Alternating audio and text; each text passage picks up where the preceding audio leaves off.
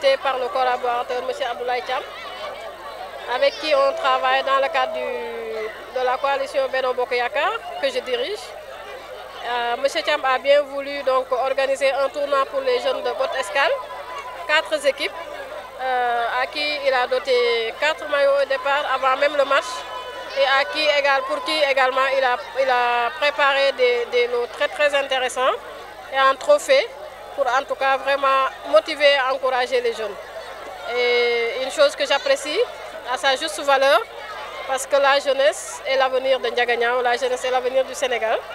Ils doivent être accompagnés, ils doivent être en tout cas encouragés dans ce qu'ils font, surtout que le sport est un facteur de santé.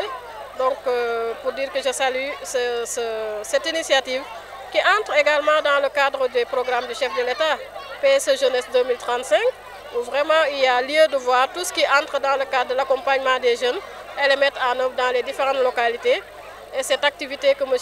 Thiam a initiée s'inscrit parfaitement en tout cas dans le cadre des orientations du chef de l'État, le président Macky Sall. Et nous le félicitons vraiment donc, pour cette initiative. Alors mon programme qui sort dans 2 jours, a un grand volet pour la jeunesse. Un stade omnisport, l'aménagement d'un aire de jeu, de sport et autres à Ndiaganiao, pourquoi pas comme la Corniche de Dakar, l'aménagement des boulevards de Ndiaganiao, en tout cas nous comptons également reverdir et réaménager la place publique pour que la jeunesse puisse se promener, puisse s'épanouir, etc. Nous allons également accompagner le football en augmentant la dotation, en tout cas du football et des différents sports qu'on est déjà en train d'accompagner, le basket long ball et même un terrain de pétanque. Tout ça s'inscrit en tout cas dans le cadre de notre vision pour la jeunesse de Ndiaganiao.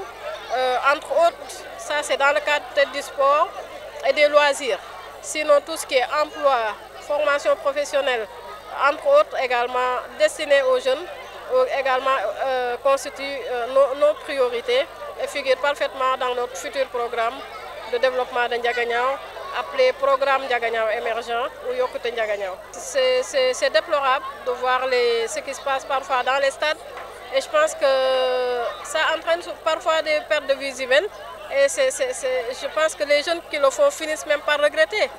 Parce que vouloir s'amuser jusqu'à après se retrouver avec des dommages, en tout cas des pertes en vies humaines, je pense que c'est très dommage et nous allons en tout cas appeler les jeunes à l'apaisement, au fait que le sport, il faut le faire dans le fair play, en tout cas éviter tout ce qui est violence, parce que parfois après on ne peut même pas contrôler ce qui se passera.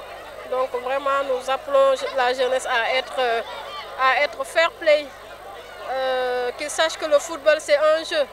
Un jeu, on gagne ou on perd, mais on se retrouve tous comme fils et filles de Ndiaganiao, on se retrouve tous partout. Donc ils doivent tout faire, en tout cas dans la paix et dans le fair play. Nous on vise 99%, sinon on serait, voilà, on est confiant, pour te dire combien on est confiant.